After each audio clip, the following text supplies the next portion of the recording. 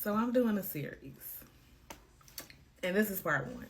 Common questions I get asked as a former teacher who is now an instructional designer. Part one.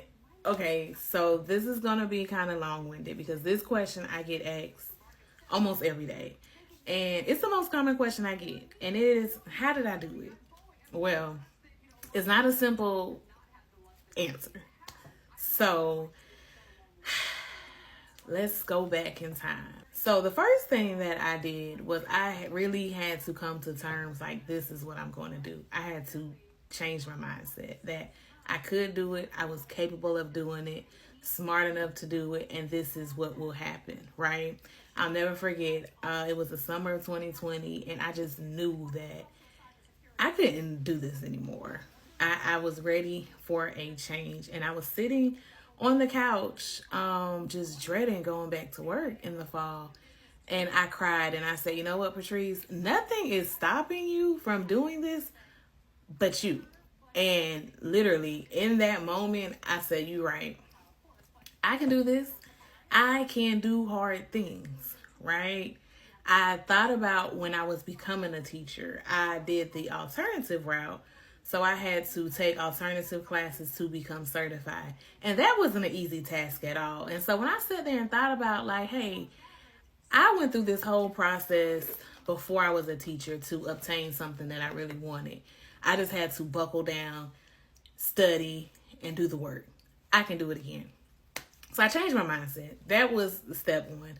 Step two, I had to research. What did I actually want to do? I had to evaluate myself. What did I want? What did I want next? Like, I could have easily went and did another type of job just to say I'm not in the classroom. But I knew at that point in my life, I wanted my next move to be my best move. So I had to really do an analysis of myself. Like, what did I want in my next career? And so I researched. At one point in time, I wanted to do higher education and become an adjunct. And then another time I wanted to do like a technology coach in the district. And then I came across instructional design. And that one just stood out to me because, for one, it had more opportunities for me and things that I like to do. I wasn't going to be client facing, so that's something that I really, really wanted in my next career. Where the other two, I would definitely still be dealing with people and clients.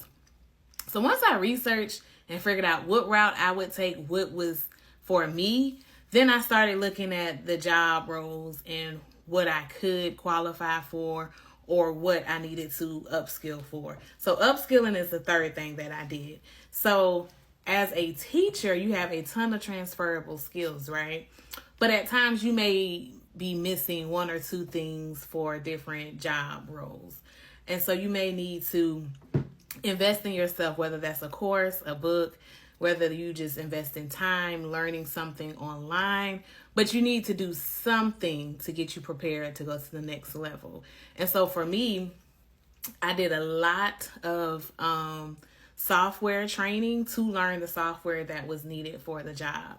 I also prepared a portfolio that I highly suggest if you are transitioning into instructional design to create a portfolio to show that you can do this job, to show that you have some pieces of work that your future employer could look at. And then the last thing, I networked. I networked online in my community throughout family to see anybody hiring, anybody got a job, anybody know anything about this particular field. And then I just went out there and applied for jobs. I made sure my resume was up to date. I made sure my portfolio was ready to be viewed. And then I got on LinkedIn and I started looking for jobs that I felt like I could do, that I wanted 100%. And I applied. So that was my process in a nutshell. So stay tuned for common questions I get as a former teacher, now an instructional designer.